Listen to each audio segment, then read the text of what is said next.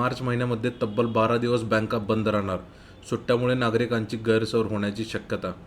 जाणून घ्या पूर्ण बातमी. फेब्रुवारी महिना संपून मार्च महिना सुरू झाला असून या महिन्यात बँकाच्या कामकाजावर सुट्ट्याचा मोठा परिणाम होणार आहे. मार्च महिना या आर्थिक वर्षाचा शेवटचा महिना असल्याने बँकिंग कामासाठी अत्यंत महत्त्वाचा असतो. मात्र याच महिन्यात अनेक महत्त्वाचे सण येत आहेत.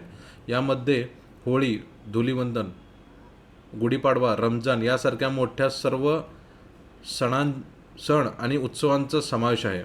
साप्ताहिक सुट्ट्यामुळे एकूण 12 दिवस बँकाचे कामकाज बंद राहणार आहे.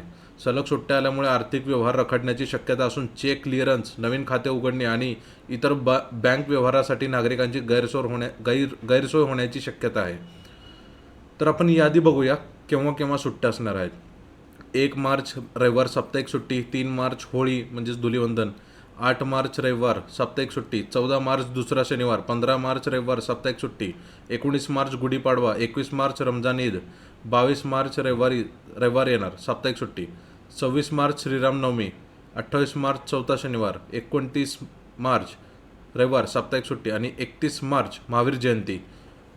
तर मार्च महिना हा आर्थिक वर्षाचा शेवटचा महिना असतो. त्यामुळे कर भरणा, गुंतवणूक आणि बँकिंग कामासाठी या महिन्यात मोठी गर्दी असते.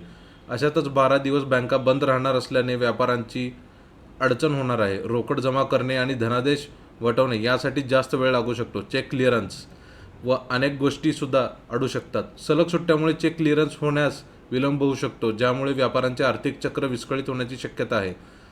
मार्च अखेर असल्याने प्राप्तिकर किंवा इतर सरकारी देयके भरण्यासाठी शेवटच्या तारखे घाई होऊ शकते. नवीन खाते उघडणे किंवा कर्जाचे प्रस्ताव मंजूर होण्याची अधिक वेळ लागू शकतो. सलग सुट्ट्यामुळे अनेक भागात ATMमधील रोकड संपण्याची शक्यता नाकारता येत नाही. गृहकर्ज किंवा इतर कर्जाचे प्रस्ताव सुट्ट्यामुळे लांबणीवर पडू शकतात. बँकेचे प्रत्यक्ष कामकाज बंद असले तरी नेट बँकिंग, मोबाईल बँकिंग आणि UPI सेवा 24 तास सुरू राहतील.